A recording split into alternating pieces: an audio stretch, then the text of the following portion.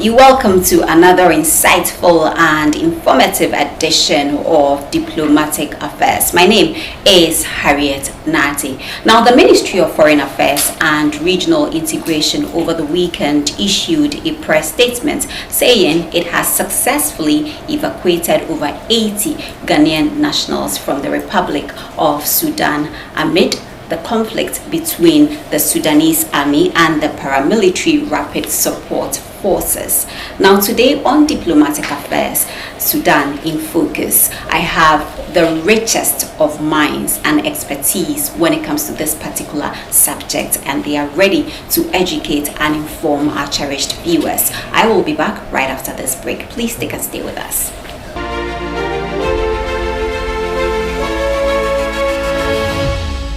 Welcome back. You're still watching Diplomatic Affairs. We are focusing on Sudan, of course, and we will be talking about the genesis of Sudan's conflict. And this is the second time, like I mentioned earlier. The first one was in 2021, and of course, this is the second one. And we want to know what the African Union will be doing about this. And of course, the entire world is also watching Sudan's development partners. What are they going to do? And so we have the richest of brains to help us dissect, get to learn more about the beginning of the conflict and the way forward, how this is going to impact the region and of course Africa negatively. So let's go on with my guest. Joining me on the show, I have His Excellency H.E Ogina, former representative of the International Organization for Migration to the African Union, ECA, and Intergovernmental Authority on an 8-country bloc in Africa. Now, he brings on board over 3 decades of experience. My next guest is Mr. Ayalew Aweke, former Deputy Director of the Ethiopian Administration for Refugee and Returnee Affairs, and in short, ARRA, and he also brings on board over 3 decades of experience. Finally, I have with me His Excellency Chrysantus Ache, former UN High Commissioner for Refugees, permanent representative to the AU and across 116 African continents, also bringing on board over 3 decades of experience. So I need you to be part of today's conversation. I'd like to go straight to Mr. Ogina. Your Excellency, you have 30 years of experience when it comes to this, your field. Your expertise are very important. Can you just take us back briefly? Let's educate our viewers on the background to this conflict. The Sudan conflict, I think, has a lot of history that one would want to forward. One, it has never been a country that had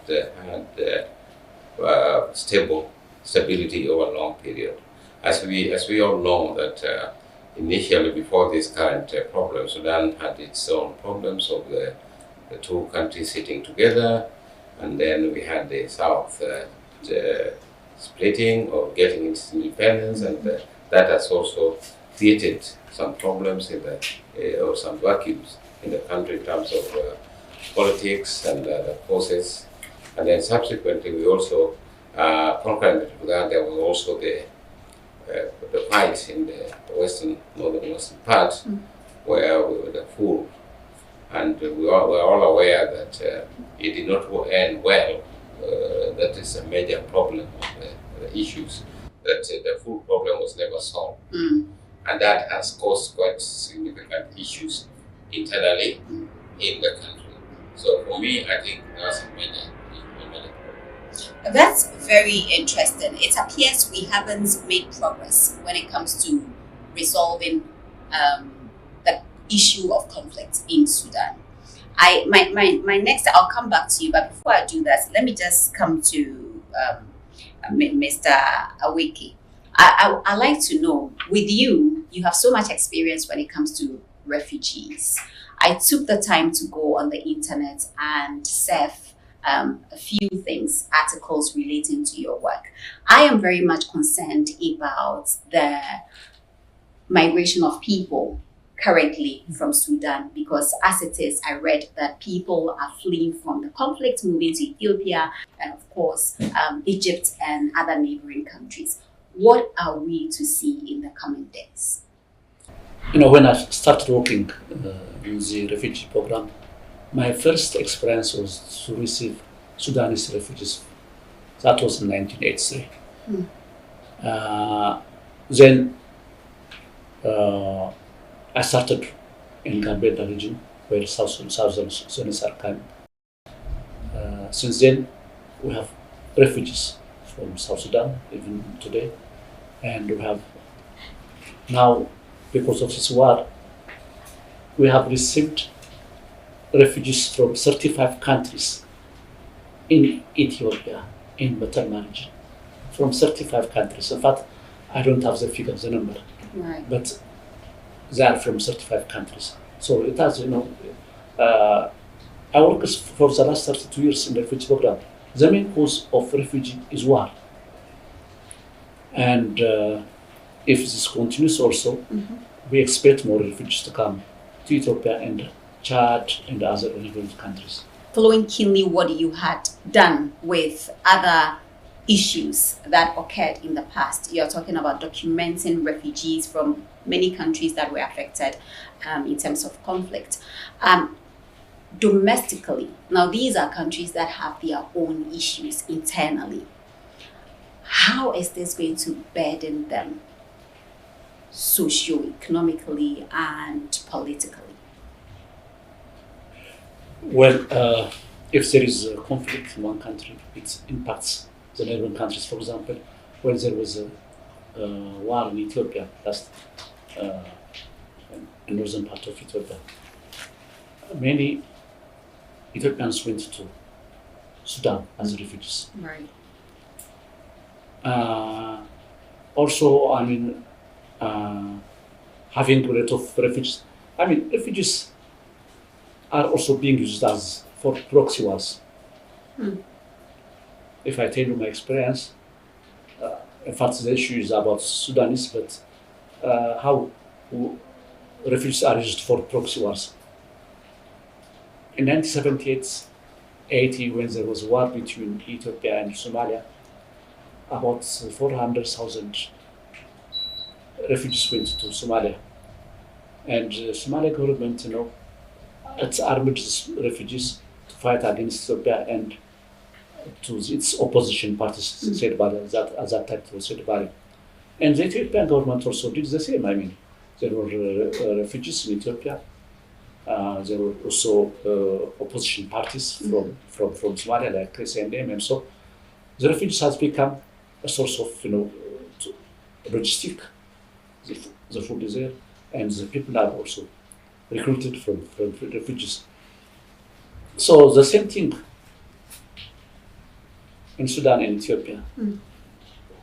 The Sudan government was using all anti-Ethiopian government, like at that time, TPLF, or LF, and so on. And the Ethiopian government also supporting SPLA, So if there is no peace in one country, and if there is no good relation with each other, the refugees will be, used as proxy, used for proxy wars. And as Josiah has said, Sudan, since independence in 1956, there is always coup. Most of the time there is coup. But that coup is engineered either in Cairo or in Saudi. But we Ethiopians would like to have good relations. In fact, we have good people to relation with Sudan. They are our brothers, sisters, Well, what is the interest if coups are engineered by people outside or neighbors of Sudan? For example, if you take Egypt, it's the Nile. The Nile is one of them. Which is one of the biggest issues. Exactly. Yeah. Even in our country, this geopolitics, the Nile is the problem. In our region, it has become a problem.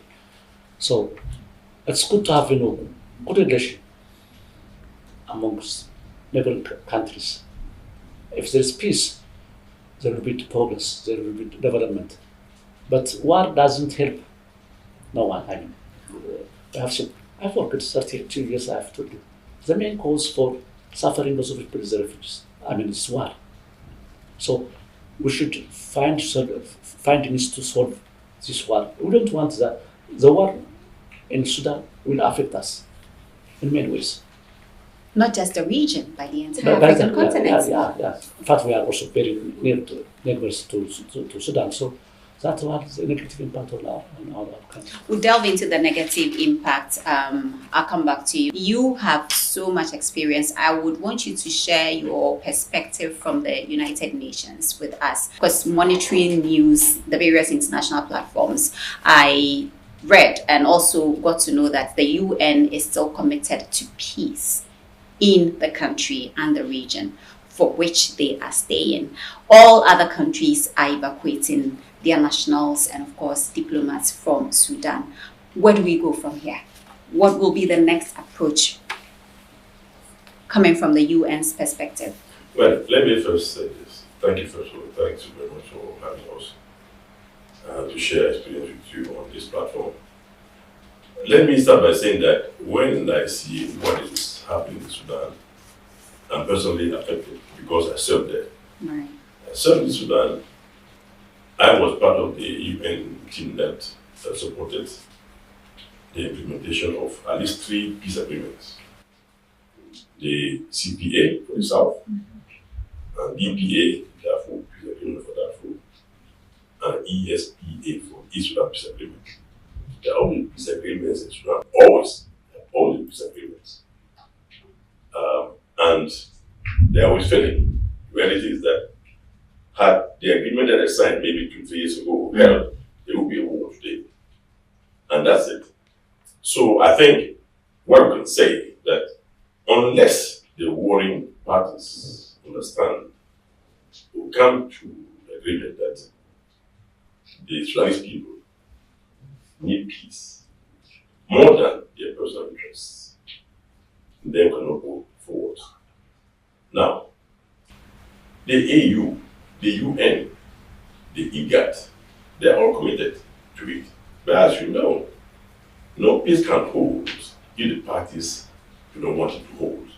You can go and sign peace agreements and sign peace agreements. Those who are responsible for the implementation, if they fail, the peace agreement fails. Yes, embassies and UN, they have evacuated the staff from Sudan, but that may be the reaction from anybody because UN cannot just allow its staff to remain and be killed, in other country. But I think the international community, the African Union, all the people, all the stakeholders involved, should put some pressure on the leaders of these two warring movements, the Sudan Armed Forces and the Rapid Response Forces. Because when the thing collapsed, when President Bashir was overthrown, the belief was that Sudan might come to some understanding and leave, but they don't go in that way. So I repeat what I said earlier, that the way forward is for the two warring factions to come to the understanding that Sudan cannot go anywhere if they do not observe the ceasefire and come to some lasting agreement. But as I said before, and others have said before me, Sudan since 1956 has been having peace agreements upon peace agreements. Right. So why these peace agreements are failing? Because those who are supposed to implement them are failing. Maybe also because there are external influences on the country, trying to support one party against the other. And people have to understand that the Sudanese people are not pawns. They should not be used. They should not be used. They need peace. I was there for 3 years. And when I see this happening, we not part of the team that fought for peace in Sudan. So when you see this happening, you say, what can we do? Again, it just comes back again.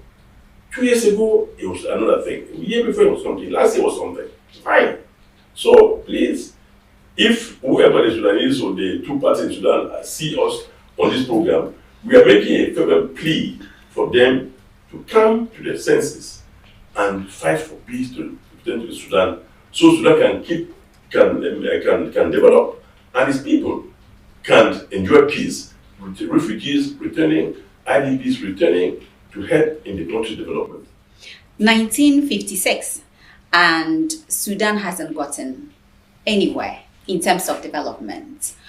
They've been relying on aid, humanitarian assistance by all these agencies under the United Nations. And of course, I'd like to ask, you said this has been happening for so many years. Can the African Union, obviously not alone, handle this task? We've tried and failed. What can we do differently?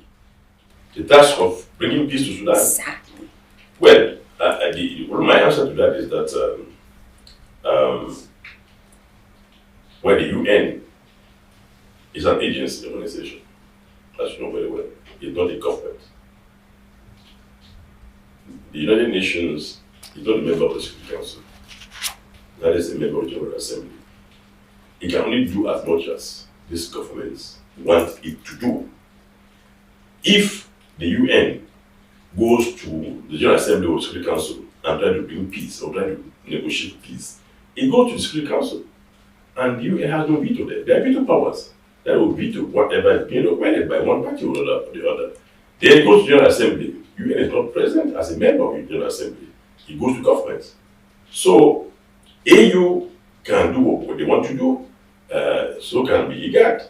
But to be honest with you, I think sometimes we feel we allow ourselves to be influenced by foreign powers. And I think unless we understand that we as Africans can work within ourselves and try to solve some of these problems, it will not work. It has been worked before. I mean, when they took the case of Kenya in 2007, it worked because the parties wanted it to work through the Kofi Annan. Yeah. It worked. The peace was brought there. So if there is a will, it's somewhere, it will be out of it. The political will. Political will, yes. If that will, it will work out. So let us hope that the AU, the IGAD, the UN can keep on working hard, putting pressure or then persuade the warring factions there and regional authorities and the UN in general to help the Sudan people solve this problem once and for all. I will stay with you before I move on. Now, experts say it is a recipe for the kind of prolonged conflict that has devastated other countries in the Middle East and Africa, from Lebanon and Syria to Libya and Ethiopia. Your view on that? Maybe. But I would say, why? Because I was in Somalia. Since 1991, no peace. Until today. Yes, I worked in Sudan, I said, no peace today. Some countries have had luck. But when you call it luck. Some luck has come to country, but most of the time it's like something is not working somewhere. Because so they want it to work. So it works at the end of the day. Absolutely. You mentioned the lack of political will. Absolutely. And also, if foreign powers that all the time interfere in these things, if they come to an agreement that maybe it's too much for us to keep on doing this and stop it, we all know what we're talking about.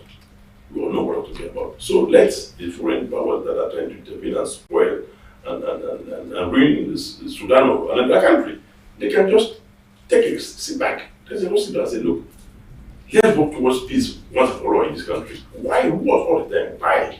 Sudan doesn't need this. It doesn't need that. Of course, Sudan doesn't need this. Now, Mr. Ogina, let me ask you this. It's the first round of civil war. Would you agree with me? It is likely to be one of the most unfortunate things in the Sudan is that the neighboring countries are also not at peace with themselves. Even when you look at Egypt, when you look at Libya, Central African Republic down south and on the southern west, they're not at peace with themselves. And as my colleague had said, the possibilities of proxy wars are ongoing. It may be also possible that what we are seeing in Sudan may just be a tip of the iceberg on other regional rivalries that is happening.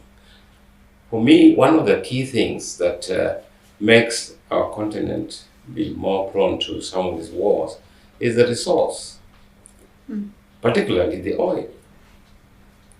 The gold, you see what's happening in Congo. The country very rich, nothing, no peace. The peace that one would say is a very superficial peace. Because if the common man and woman is at all the time have to run from where he or she is, there's no peace. So again, I'm seeing a situation that unless there's a total commitment by the belligerent parties who are fighting or who have a stake, who feel that they have a stake more than their nationals, should sit down and agree and commit, not just agree, because they have agreed several times, but commit themselves that enough is enough, let's go ahead. We are seeing the Sudan South. That's what I'm saying. The entire region is full of that. So, and then what had happened recently in Ethiopia may have also made access to a lot of guns, because there were also foreign forces that were. So the proliferation of guns. Proliferation of guns and so forth, coming from the south, coming from Ethiopia those times. And while this is happening, it appears some people are making profits. Exactly. So that's where the problem is. But we have a duty as the African leaders. Those African leaders have a duty to say that time has come, we have to sit down and commit ourselves and create development. That's happened in a number of countries, and we should not be cheated that it's not possible with Sudan, it's not possible with both the Sudans and so on. Right. Now, Mr. Aweke, I always refer to your office because of I monitored happenings in Ethiopia when Ethiopia was in that situation, going through that phase. Ethiopians have gone through a lot. They have a prime minister who is bent on maintaining peace in Ethiopia. From where you sit, can we ever, when I say we, I'm talking about Africa, I'm going beyond the regions of Sudan. I'm talking about Africa. Can we ever be free from the influence of external forces somehow? Well, it's a very difficult question. I mean,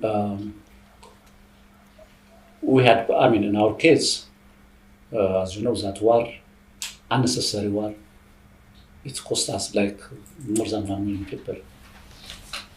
And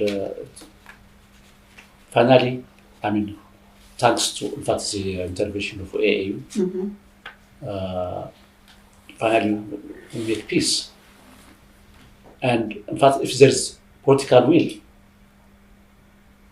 the TPLF people, they saw that many people were dying, so they want peace. And from the Ethiopian government also, they want also peace. So both of them, they believe that the war was not necessary. So they realized that it was unnecessary war. So they, for the sake of the people, for the sake of the economic development and others, they agreed to make peace. So if there is always political commitment, it can be done. But still, they have to be refrain from others parties outside. For example, so if they believe that we Sudanese should solve this problem by themselves, they can do it. Can we?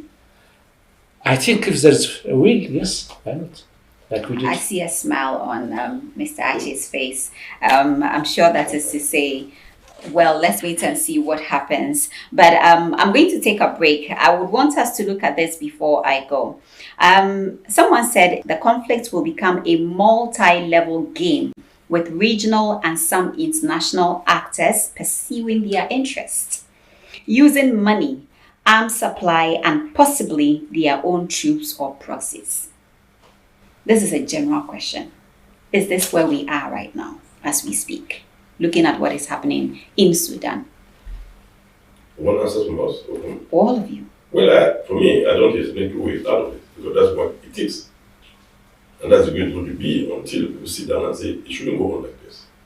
Because in that environment, in that particular crisis in Sudan, we already lived there for 3 years. And so what happened even after that? After South Sudan became independent and the wars there and the North, when President Bashir was deposed and all those things, is there. So who are the powers involved? We all know who they are. We all know it. But it's not for me to say, I must say who they are. We all know. AU knows. IGAD knows. Sudan knows. The rebel forces, they know. So, I think the role of the AU, the UN, and IGAD is to go to these people, these particular forces outside, and say, look, let's sit down and make sure this thing comes to an end. Mr. Ogina. Well, very true that unless and until our African bodies, especially the IGAD and the African Union, also get their same independent mind, because it is also the same leaders who are heading these organizations, regional bodies. It's the same leaders who then also meet with those supporting powers outside the system. One would say that until they stand up, and this is where I think we applaud some of the leaders that have always stood very firm on external supports unnecessarily. There's a need for external support when it is called for and where the parties have agreed, we want you to help us here. But not when it's supporting its own interest and not the interests of the people that are there. So for me, therefore, it means that until, for instance, the presidents of IGAD are able to sit down and tell the Sudan leaders that we know you rapid process, you are getting support from this. The armed process, you are getting support from this. Can we agree that we talk to these people and try to see minimize?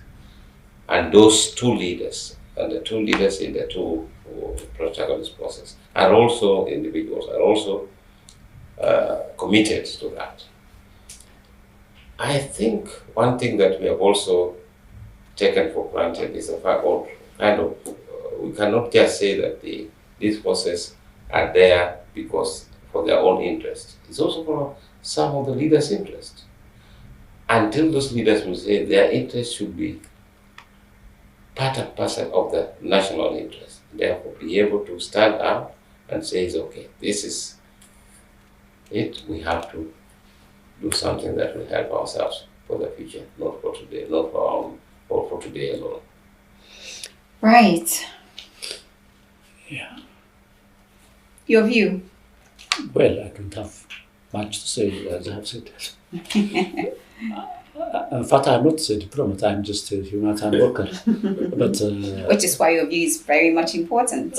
But I know the cause of the refugees. Well, I know what war means. I mean, we're not diplomats ourselves. We are diplomats ourselves. Yeah, but still, I mean, but I'm saying from at least the leaders should look at the interest of the people. It's the people who are suffering.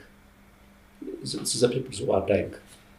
And they have to do something, and they have to think about their country.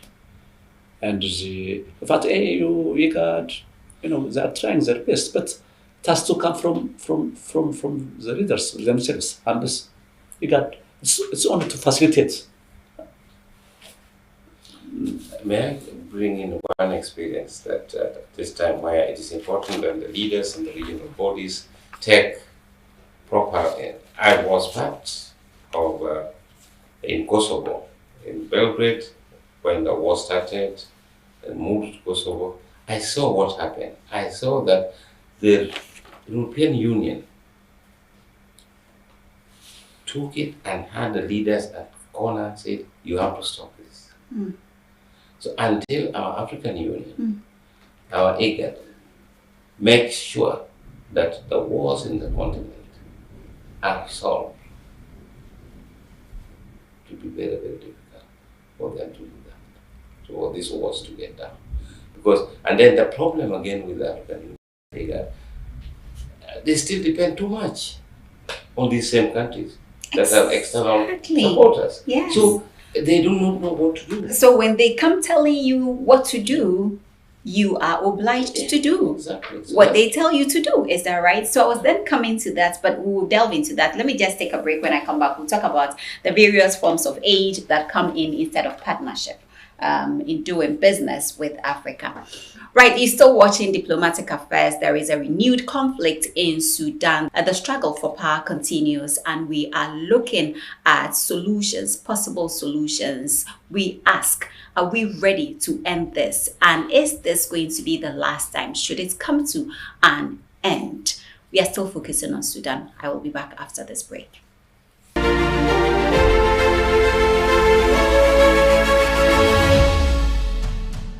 Welcome back. You're still watching Diplomatic Affairs with me, Harriet Nartey. The show is on Pan-African television in 46 African countries with a global audience via social media, Facebook and YouTube, and also beaming in some parts of Europe. Now, we are back to still look at what is happening in Sudan. Of course, there is a conflict in Sudan, and it appears everyone is fleeing the country. This is the second time. We mentioned 2021. There have been so many peace talks, and nothing seems to have actually changed the situation in any way. My guest have shared so much insights on this particular issue with the current situation in Sudan. We are wrapping up, and I'm back. I want to finally ask them. I'll start with Mr. Aweke. I want to find out, how do we integrate these people fleeing the conflict in Sudan, entering other countries, neighboring countries such as the Central African Republic, we have Ethiopia, Egypt, and Chad, and the rest. How do they integrate them? Well, in fact, Ethiopia has a long history of receiving asylum seekers from neighboring countries. And our policy, in fact, we are signatory to the 1951 UN Refugee Convention and plus 1969 OAU Convention. Well, refugees, when they come to our country, we try our best to feel at ease, and even though we don't allow local integration, but they can stay as association permits them. So we are really Sudanese are our brothers and sisters. Most of our refugees were in Sudan, and Sudan's are known for hosting foreign refugees also. They have a good culture really. And we are also, if they have problems, also we are ready to receive them and assist them. Should there be a plan in place already by now? Well, in fact, now I'm not working as, I don't know, but there must be a plan, because as you know, UNHCR, when contingency plan, we have this contingency plan. When there is a conflict in our countries, we are also prepared how many people are, which entry points, what to do, what kind of assistance to provide. So most of them, they will come through Matama and Matama is neighbors. So already the government has taken action to receive these people, and that's our plan. Okay, regarding the integration, we'll take it from there. Let me get to Mr. Ogina. If the appropriate officers, institutions have to sit the two parties for the struggle of power in Sudan, will diplomacy cut it? It can, and it has been seen. You may not be aware, but we have had a number of problems in Lesotho, for instance. Small country though, but does have perennial problems. But because of the strength of the commitment of the SADC countries, they managed to contain the problems in Sudan. Was down there. The first time was in the one that really flew through the government at the time was in 94, 95. And then it was squashed by the SADC, with strength of the SADC. There have been 3 of them. The last one was 2 years ago, I think, about 2018 or 2019 here. It can be done. The commitment of the leaders and the regional bodies must be seen to be working. And here there's both diplomatic measures that has been put in place, and as well as the what I would call extraordinary measures, that sanctions that are outside the diplomacy. Within the region itself, ECOWAS has contained a number of issues here in the western part of this continent. So if you mix diplomacy, sitting at the table, providing sanctions, and also there are multi-layered approach to this, it can work. That's my belief. Right. Mr. Ache, from where you sit, you have served in Sudan for 3 years. I see the passion that comes with your contributions regarding this particular subject. Sanctions are not enough, are they? Because this will not be the first time sanctions have been imposed on Sudan for going wayward, if I can put it that way. Yes, sanctions not just on Sudan. It's been proven in many situations that sometimes sanctions don't work, because there are always those on the sidelines who help break or evade the sanctions when they're imposed. Okay, putting sanctions on a leader not to travel out of the country can work. But imposing sanctions that will affect the local population, like the import and exports, they suffer more than anything else. So the levels of areas of sanctions on a country like Sudan are there, but they're very limited, because even sanction the leaders, they don't travel anywhere, they don't go anywhere. So even sanction them, who cares? They don't go anywhere. Some you want to supply you arms. Arms come somewhere else to the country. So as my colleague was saying here, I think what is important is that yes, we can put all these measures together, hoping that it will work. But again, it's not just them. There is asset forces that always go against to bypass what they're doing upon before they support their own person down there. But sometimes I always believe that the protagonists, the warring leaders who are there, not just there, but in most conflicts, if they disappear from the scene, they can be removed from not removed, not killed. But it can be advised or really brought to understand that they have to give way, they have to maybe resign, step down. For others, come and look at the problem different glass. Maybe they will make peace. Who knows? Because in Sudan, Burhan came after Bashir was overthrown. The head of the was there ever since in Darfur. He has been there for ever. When I was there, he was there suddenly. So they are there. They've been there a long time ago. So maybe it's a way of saying that, okay, you have tried your best, Sudan, you have tried to help Sudan all these years, it hasn't worked. So let others who maybe can do it differently come with a different angle. Maybe it can work. If it doesn't work. But it appears all the angles have been exhausted. Not necessarily. The two are there, see there. The two are there. I'm saying that if they can maybe ask to resign and let others come in, and others may not necessarily be those appointed by them, maybe another way of doing it. You know, it's very complicated. For those who don't know, Sudan is very complicated. My friends have said before that since 1956, there's never been a civilian government that has ruled without the army being behind. Impossible. It's not happened. And we don't know how it will change this time. We just hope and pray that it will happen. But it will happen tomorrow morning. See, they have peace, they have ceasefires. Yeah. Next hour. As we speak, absolutely. yes. It just goes away because nobody trusts anyone. They don't really trust anybody.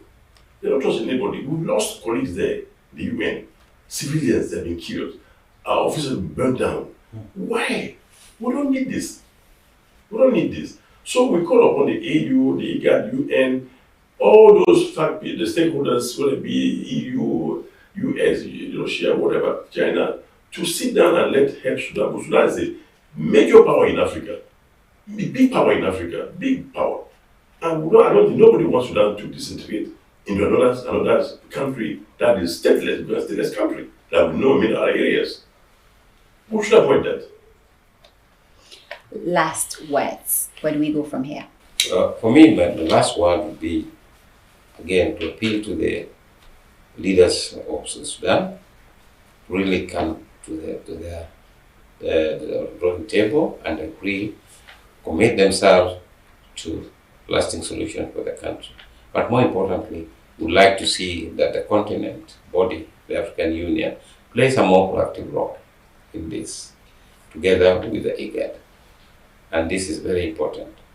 African Union should make sure that they do play a leading role in this issue. Mr. Ache? Yes, certainly, I agree with all that.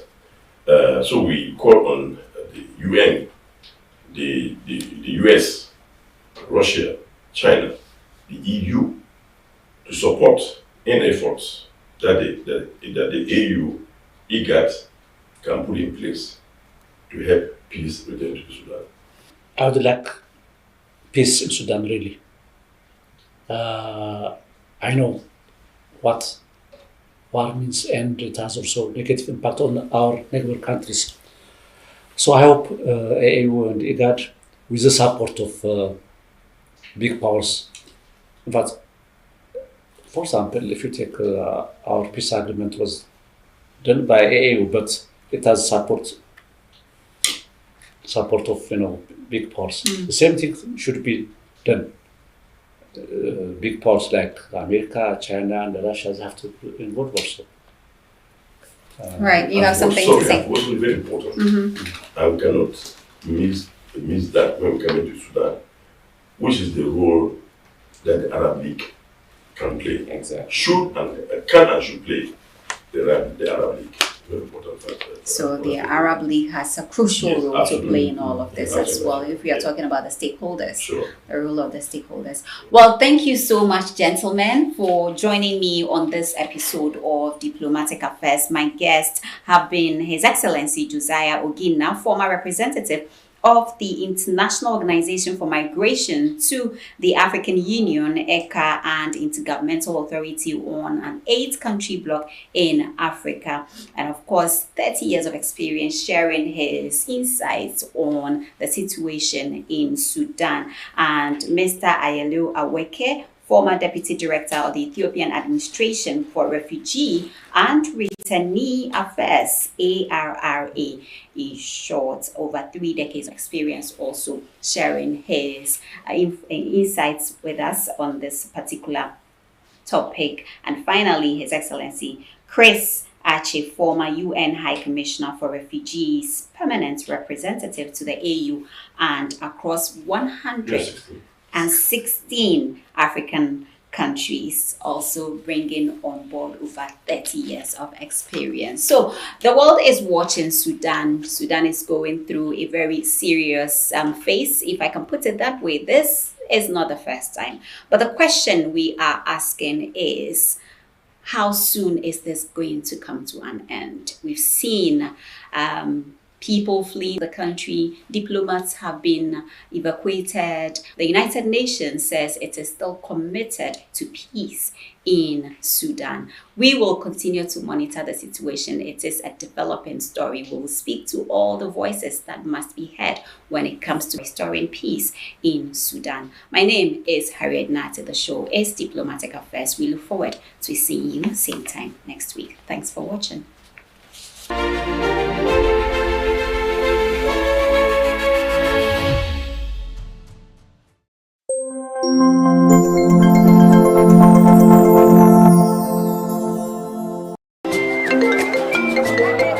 Hello, information. Barasco, Me, I have still not got the money for that list of expensive building materials you sent to me. The price of the iron rods have been increased too much, had I? Madam, relax. Look, that's not why I didn't call. I just visited IPCP, where the engineers told me everything about your fast floor. Please, those people are expensive. Are they not the